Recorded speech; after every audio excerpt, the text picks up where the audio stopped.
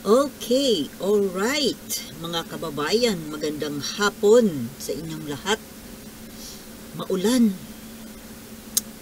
Ang ganda-ganda ng panahon kahapon. Ngayon, bumalik na naman yung pag-uulan. Anyway, hindi baling maulan.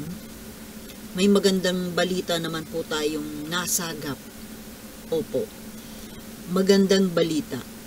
Ano yun? Nabalitaan po natin na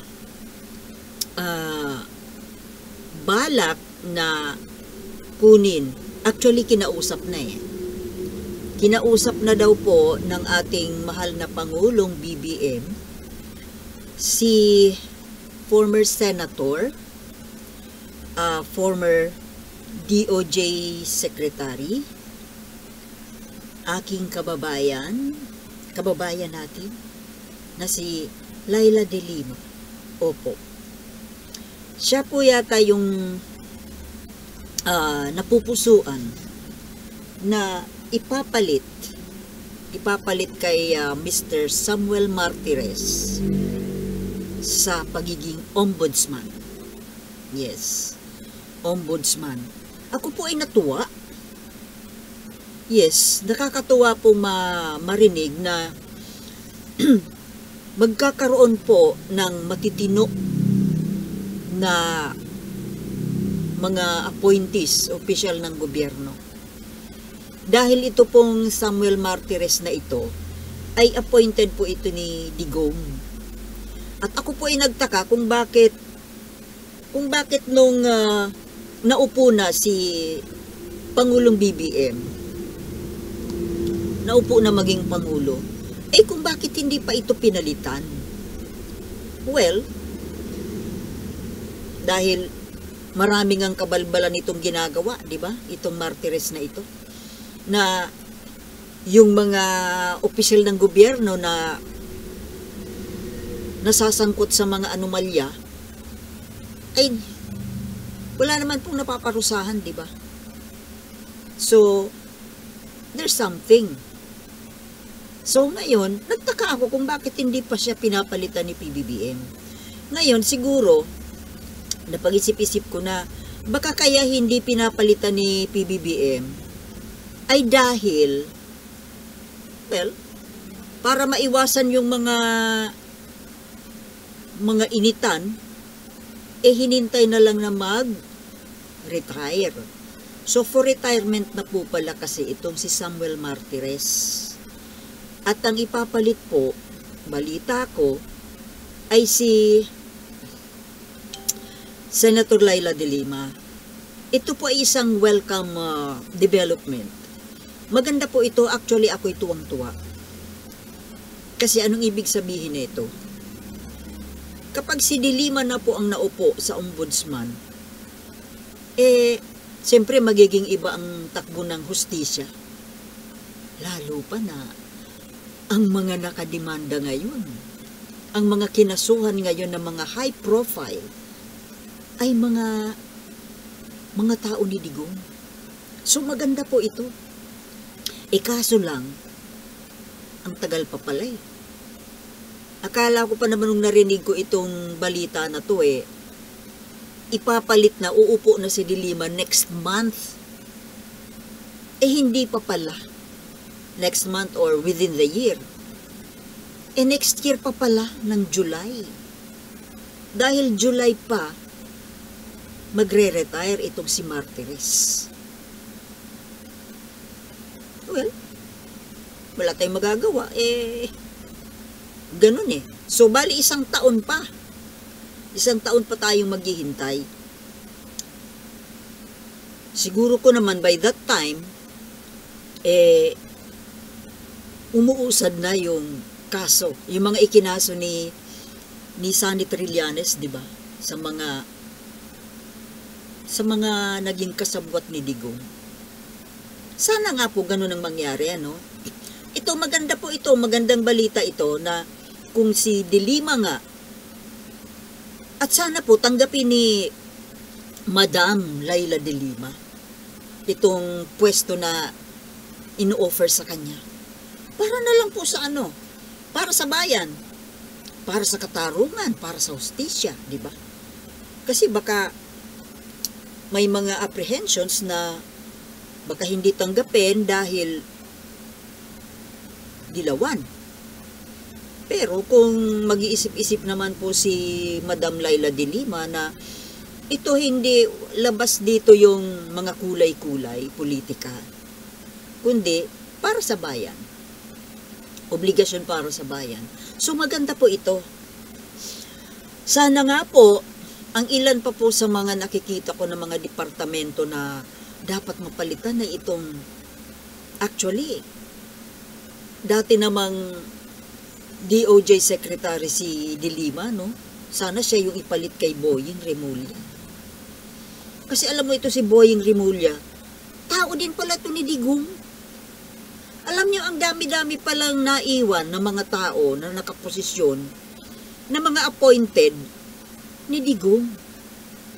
Kagaya dito kay Remulla. O, hindi naman sa paghahangad ng masama sa kapwa, no? Pero sa nakikita natin na bakit ganyan ang lagay ni itsura ni Remulla ngayon? Para may malalang sakit. Sana nga po mag-resign na lang siya or mag-retire. Nang sa ganun mapalitan siya ng isang mas magaling. At yung talagang para sa bayan din magtrabaho.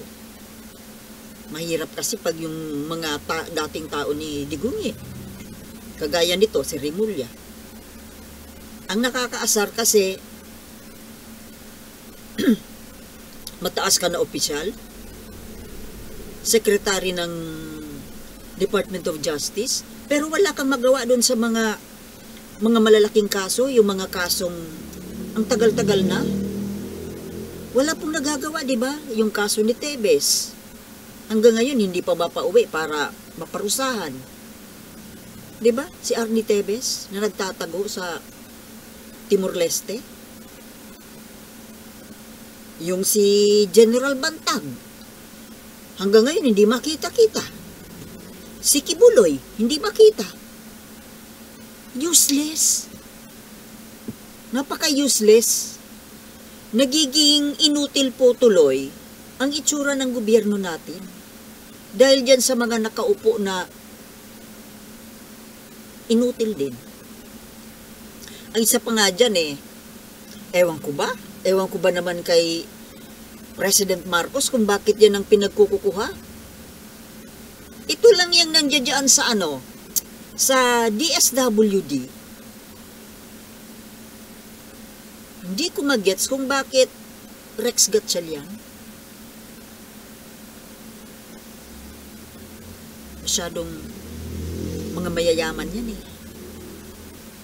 Baka naman kasi kaya binibigyan ng posisyon dahil dun sa naging tulong. Yan mo mahirap kapag ang isang kandidato, lalo na yung presidential candidate, kapag tumanggap ng mga donasyon sa mga malalaking negosyante, mga mayayaman. Tingnan mo. Alam mo, akala ko pa naman hindi tatanggap ng contributions and donations from oligarchs itong si Pangulo natin, kasi I was expecting na ang gagamiting pera doon nung kampanya pala yung sariling pera ng Marcos. Kaya ini-expect ko na walang mga contributors na pagtatanawan ng utang na loob. Diba? Akala ko sariling pera ng Marcos ang ginamit Ayan tuloy, nakatali ka sa utang na loob. Yan, Remulla. Utang na loob. Itong si Agriculture Secretary, utang na loob. Ewan ko kung may mga malasakit yan sa magsasaka. Kasi para sa akin, ang Agriculture Secretary dapat yung malapit ang kalooban sa magsasaka, sa agrikultura. Ito pang isang Rex Gatchalian na ito, bakit nakalagay ito sa DSWD? para kasing walang connect. Ako, alam mo, hindi ko man ibinoto si Leni Robredo noon. Mas pabor ako kung si Leni Robredo ang nasa DSWD. Magandang maganda po para sa DSWD Secretary si Leni Robredo. 'Di ba?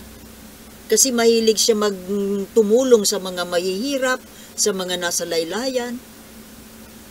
Mas tingin ko mas malapit ang loob ni Leni Robredo sa mga maliliit.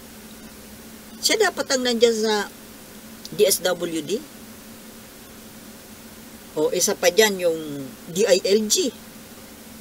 Parang parang hindi bagay. Parang mahina kasi. Parang mahina ang mga nandyan.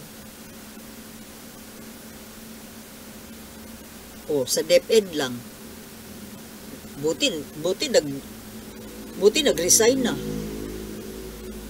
Pero ang ipinalit ewan natin. Everything still remains to be seen.